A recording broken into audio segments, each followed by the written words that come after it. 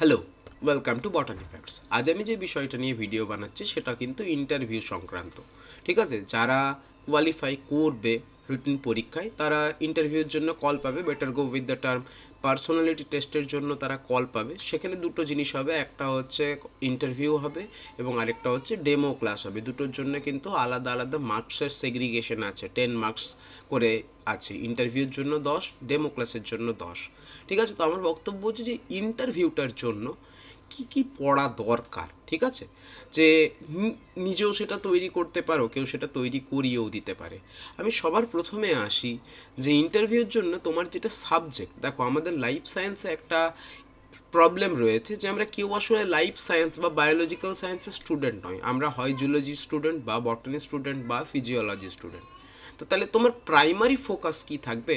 তোমার যেটা নিজের ওন সাবজেক্ট, যেটাতে তুমি অনার্স করেছো বা যেটাতে তুমি মেজর করেছো, সেই সাবজেক্টটাকে সবার প্রথমে প্রায়োরিটি দেওয়া। কারণ তুমি after all at the end of the day তুমি কিন্তু ওই সাবজেক্টটা দিয়ে রেকগনাইজড। ঠিক আছে, তোমাকে ইন্টারভিউ টেবিলে তুমি যখন যাবে তোমাকে কিন্তু প্রাথমিকভাবে এটা জিজ্ঞাসা করবে যে তোমার সাবজেক্ট কী। ঠিক আছে, তুমি যদি জুলজির হও তো তুমি জুলজি বলবে, বটানির হলে বটানি বলবে, ফিজিওলজির হলে ফিজিওলজি বলবে। এবং জিনিস ইন্টারভিউয়ার মানে যারা ইন্টারভিউয়ার তাদেরও কিন্তু এটাই মানে এটাই তাদের ওখানে তারা চেষ্টা করবে যাতে তোমাকে বেশিরভাগটাই হয়তো তোমার সাবজেক্টের রিলেটেড প্রশ্ন করতে পারে। আবার এটা নাও হতে পারে, তারা হয়তো তুমি জানো, হয়তো তুমি হয়তো বটানি স্টুডেন্ট, তোমাকে জুলজি নিয়ে হয়তো তোমাকে একটু বেশি ব্যতিব্যস্ত করতে পারে।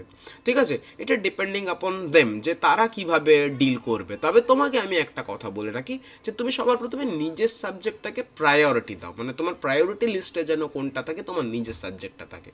এবং তোমাদেরকে বলবো যে একটু কনসেপচুয়াল ওয়েতে পড়ো। মানে এতদিন অবধি যেভাবে পড়ে এসছিলে এমসিকিউকে করার জন্য, সেইভাবে পড়লে কিন্তু তোমার আর হবে না।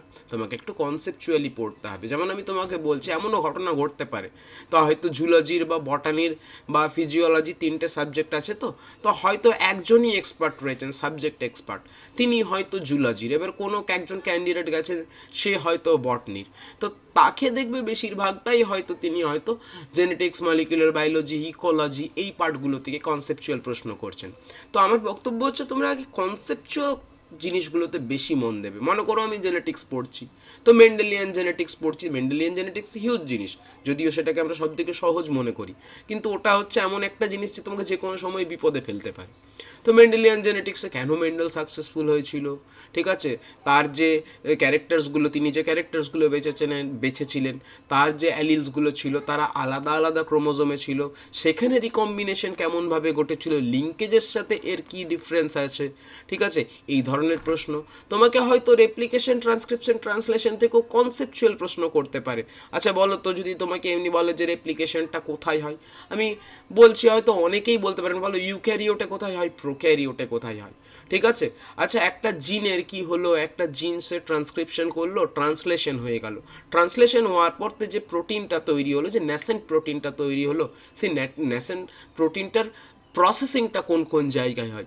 এই ধরনের প্রশ্ন তোমাকে করতে পারে। মানে তোমাকে খুব ডিপে নিয়ে চলে যাবে না, যে তোমাকে হয়তো জিজ্ঞাসা করছে যে বলো ডিএনএ সি এর কাজ বলো, বা তোমাকে হয়তো জিজ্ঞাসা করছে যে বলো তুমি আরএনএ যখন সিনথেসিস হয় তখন আলফা সাব ইউনিটের কাজ কি, মানে আরএনএ পলিমারেজের সিগমা সাব ইউনিটের কাজ না যিনি জিজ্ঞাসা করে, তিনি আলফা সাব ইউনিটের কাজ জিজ্ঞাসা করলেন।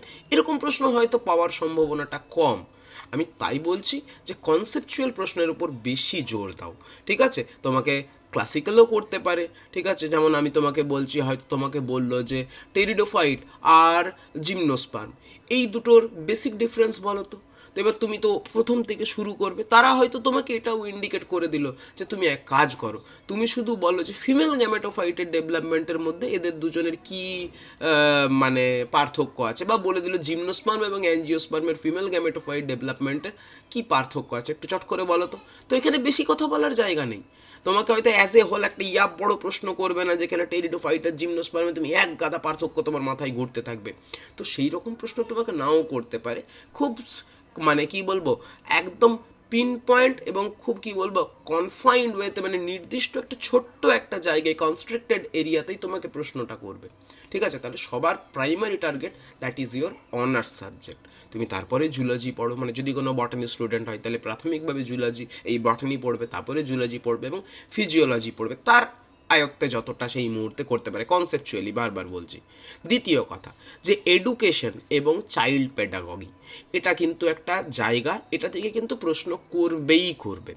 তো এটা সম্পর্কে তোমরা একটা বেসিক আইডিয়া নিয়ে চলবে, বিশেষ করে যেমন এডুকেশনের পার্টটা বলছি, যে যেমন মনে করো বিভিন্ন যে কমিশনসগুলো আছে, মোদালিয়ার কমিশন, সেখানে কি কি হয়েছিল সামান্য একদম পয়েন্ট আউট করে পড়বে, বেশি কিছু পড়ার প্রয়োজন নেই। হান্টার কমিশন কি, তো এই সব সম্পর্কে একটু সামান্য আইডিয়া। চাইল্ড পেডাগজি সম্পর্কে কিছু বেসিক কনসেপ্ট, ঠিক আছে, এটা নিয়ে বেশি মাথা ঘামিয়ে ফেলো না এডুকেশন আর চাইল্ড পেডাগজি নিয়ে।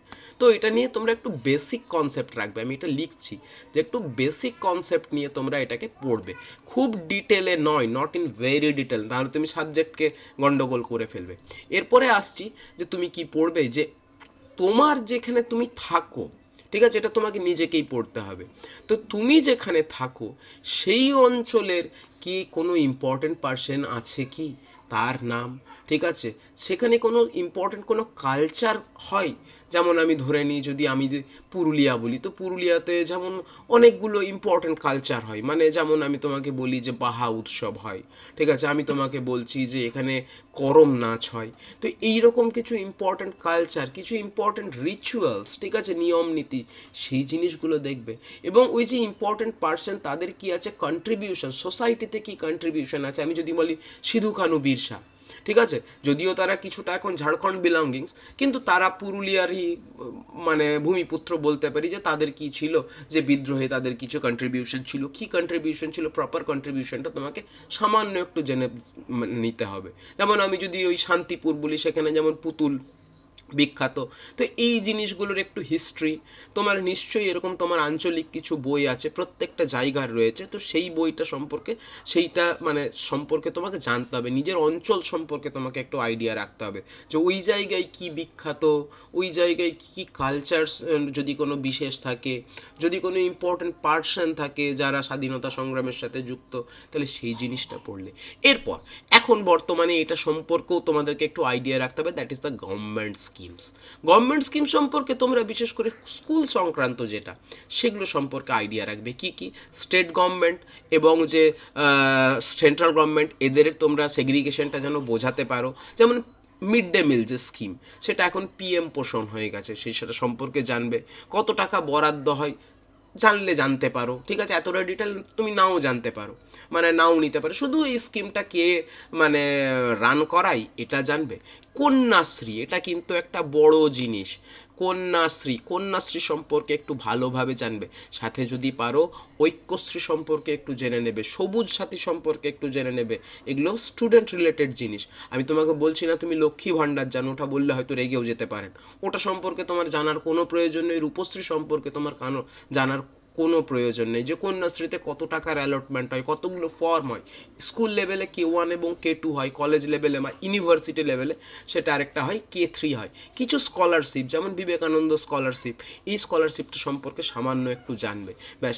এগুলো জানলেই, এই স্কিমগুলো জানলেই তুমি মোটামুটিভাবে তোমার গভর্নমেন্ট স্কিমটা কভার হয়ে গেল। আমি বলছি government scheme related to school, ঠিক আছে, এই সব জিনিসটা তুমি জানবে। হ্যাঁ, তুমি সব গভর্নমেন্ট স্কিম সম্পর্কে জানতে চেও না, যে কেউ মারা গেলে তাকে যে 2000 টাকা শ্মশানে পোড়ানোর জন্য দেওয়া হয়, দ্যাট ডাজেন্ট বদার ইউ এবং that doesn't concern with your মানে পারপাস, এটা তোমার সাথে যুক্ত নয়, এটা তোমাকে জানার প্রয়োজন নেই। তুমি কন্যাশ্রী জানবে, শিক্ষাশ্রী জানবে, ঐক্যশ্রী জানবে, এইগুলোর সামান্য যে কি ওয়ে আউট, এটা কাদেরকে দেওয়া হয় এবং এটাতে কত টাকা দেওয়া হয় এবং এটার কি বেনিফিশিয়াল কি কি রয়েছে, সাইডস রয়েছে, এই জিনিসগুলো পড়বে, ঠিক আছে। তো আমি বারবার বলছি প্রাইমারি অবজেক্টিভ কিন্তু তোমার কিন্তু সাবজেক্টকে সবার আগে রেডি করো, কিন্তু এটাই তুমি যদি কোনো কারণে ডাউন হয়ে যাও বা ফল করে যাও, না পারো, তুমি বাকি যত কিছুই পারো এগুলো তোমাকে কোনো রকমভাবেই তোমার ইন্টারভিউটাকে আপলিফ্ট করবে না। তোমাকে সাবজেক্টটা সবার আগে রেডি করতে হবে। এগুলো হচ্ছে সেকেন্ডারি, এই যতগুলো বললাম এগুলো হচ্ছে সেকেন্ডারি জিনিস।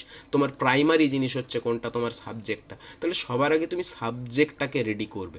আমি তোমাদের বলছি যে আমি একটা ডেমো ক্লাস চালু করেছি এই ইন্টারভিউর জন্য, এবং ডেমো ক্লাস কেমনভাবে তোমরা নেবে, তো আমি সেই জিনিসটার জন্য একটা ব্যাচ চালু করেছি। সেই ব্যাচটার লিঙ্ক, মানে হোয়াটসঅ্যাপ গ্রুপের লিঙ্ক এই ভিডিওর ডেসক্রিপশন বক্সে আমি দিয়ে দেবো।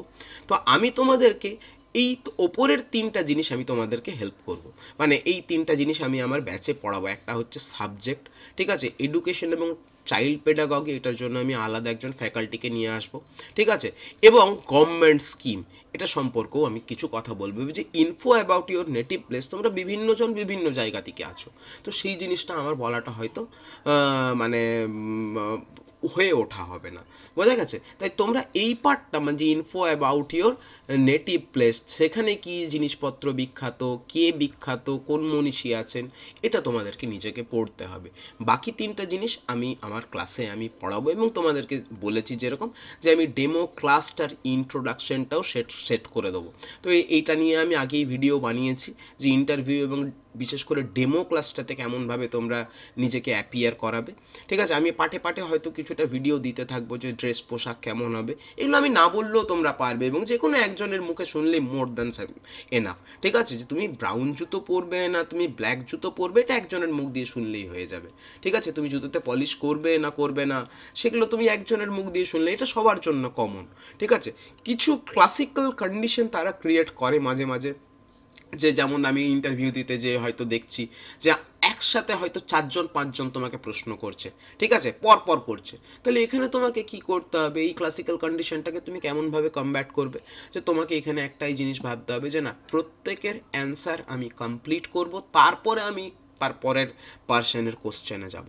মানে আমাকে একজন কেউ প্রশ্ন করলো, সেই প্রশ্নটা করতে করতে মানে আরেকজন, আমি উত্তরটা দিচ্ছি সেই মুহূর্তে আরেকজন কেউ প্রশ্ন করে দিল, আমি কিন্তু তার প্রশ্নটাকে অগ্রাহ্য করব না, তার প্রশ্নটা আমি মাথায় রাখবো, ঠিক আছে। দরকার পড়লে তাকে আমি অত্যন্ত বিনয়ের সাথে জিজ্ঞাসা করবো যে স্যার আরেকবার একটু বলবেন, তো তাকে জিজ্ঞাসা করে তার অ্যান্সারটা দেবো, কিন্তু কোনো মতেই যে উত্তরটা আমি দিচ্ছি সেটাকে স্কিপ করে পট করে ওনার উত্তরে এটা কিন্তু যাওয়া চলবে না। এগুলো হচ্ছে বেসিক রুলস, এগুলো নিয়ে আমি কথা মানে খুব একটা বলতে চাই না, এগুলো একজনের মুখ দিয়ে শুনলেই হবে। আমি বারবার একটাই কথা বলছি, যে কোনো তুমি এরকম অনেক ভিডিও পাবে, এখন তো বর্তমানে ইউপিএসসির জন্য এক গাদা ভিডিও থাকে, ঠিক আছে, যে কেমনভাবে তুমি বসবে, কেমনভাবে করবে, তো ওই ভিডিওগুলো দেখতে থাকো টুকটাক টুকটাক। মানে কি, রাত্রে হয়তো শুয়ে আছো, তুমি হয়তো একদম আইডল মোডে আছো, সেই আইডল মোডে তুমি ওই ভিডিওগুলো দেখবে, যে তুমি একটু তোমার একটা ভেতরে নিজের ভেতরে জিনিসটা বসে যাবে, যে কি করতে হয় না করতে হয়, কারণ ওখানে অনেকটা জিনিস, অনেকটা নিয়মকে মানা হয়। এতটা নিয়ম তুমি আদতে বা প্র্যাকটিক্যালি তুমি মানার সুযোগ পাবে না, দেখবে আমি তোমাকে এই কথাটা বললাম, যে তুমি সুযোগই পাবে না। May I come in sir হয়তো তুমি বলারই সুযোগ পেলে না, আমি কি বসতে পারি তুমি বলারই সুযোগ পেলে না, ঠিক আছে। তবে এগুলো তোমার কোনো রকম ফল্ট নয়, তুমি যদি সুযোগ না পাও তুমি কিছু করার নেই, ঠিক আছে। তো তুমি যে জায়গাগুলো সুযোগ পাবে সেই জায়গাগুলোর জন্য ভালো করে তুমি সদ্ব্যবহার করে আসতে পারো, ঠিক আছে। আমি আমার নিজের এক্সপিরিয়েন্স বলি, আমি may I come in sir অনেক কিছু রেডি করে গেছিলাম, কিচ্ছু হয়নি।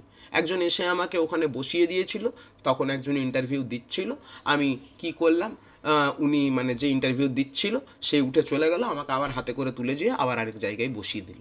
তো ব্যাপারটা হচ্ছে এরকম হলে আমি কি করে বলবো যে may I come in sir, আমার ওই এনভায়রনমেন্টটাই ছিল না, ঠিক আছে, ওই এনভায়রনমেন্টটাই ছিল না, যে ওই সিচুয়েশনটা আমি ক্রিয়েটও করতে চাইনি।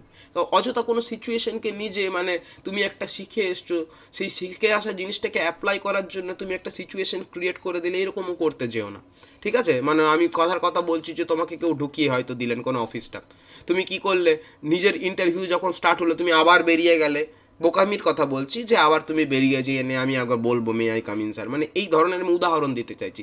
এই ধরনের কোনো সিচুয়েশন ক্রিয়েট করার চেষ্টা করো না, যেটা হচ্ছে সেটা হতে দাও, ঠিক আছে। কিন্তু আমি একটাই কথা বলছি, যে তোমার মধ্যে যেন কোনো অ্যারোগেন্স না থাকে, তোমার মধ্যে যেন সবসময় একটা পোলাইট নেচার থাকে, সফট নেচার থাকে, তোমার কথাবার্তা প্রত্যেকটা জিনিসের মধ্যে যেন একটা ভদ্রতা থাকে, কারণ তুমি টিচার হবে, তোমার ক্যারেক্টারিস্টিক্স যেন এই টিচারকেই রিফ্লেক্ট করে, ঠিক আছে। আমি হয়তো অনেকের মধ্যে একটা জিনিস দেখেছি, যে পড়াশোনা করলে না একটা অনেক সময় কি আসে, একটা ব্যাপার চলে আসে, আমি অনেক কিছু জানি, ঠিক আছে, এই জিনিসটা আমার কাছে কোনো ব্যাপার নয়, এই ধরনের মানে নেচার তোমার মধ্যে যেন কোনোভাবেই না এক্সপ্রেসড হয়।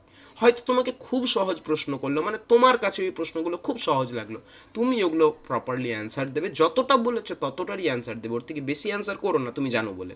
ঠিক আছে, এটা নিয়ম যে যতটা বলেছেন ততটারই অ্যান্সার দেবে, ওর থেকে অ্যাকচুয়ালি বেশি অ্যান্সার করবে না। তারপর উনি আরও প্রশ্ন করবেন, তুমি তখন বাকি পার্টটা বলো। আর উনি যদি প্রশ্ন না করে অন্য প্রশ্নে চলে যান, তাহলে তুমি অন্য প্রশ্নের উত্তর দেবে। ঠিক আছে, কিন্তু নিজে আগ বাড়িয়ে 3-4টা কথা আরও বলে দিলাম, ওনাকে দেখালাম যে আমি এতটাও জানি না, তোমার প্রশ্নটা কিন্তু মানে তোমার উত্তরটা হবে একদম উনি যে প্রশ্নটা করছেন টু দ্য পয়েন্ট, ওই অ্যান্সারটাই, বেশি কিন্তু হবে না। বোঝা গেছে? তো এগুলো হচ্ছে কিছু বেসিক রুলস যেগুলো তোমাকে মেনে চলতে হবে। আর পড়ানোর জন্য তো আমি বললাম যে আমি কি কি কভার করতে পারবো। আমি সাবজেক্ট কভার করব, এডুকেশন চাইল্ড প্যাডাগজি অন্য ফ্যাকাল্টিকে দিয়ে পড়া করাবো, মানে উনি পড়াবেন, গভর্নমেন্ট স্কিম সম্পর্কে হয়তো আমরা দুজনই কিছু কিছু বলবো। হয়েছে? তাহলে এই ছিল আজকের ভিডিও। Thank you.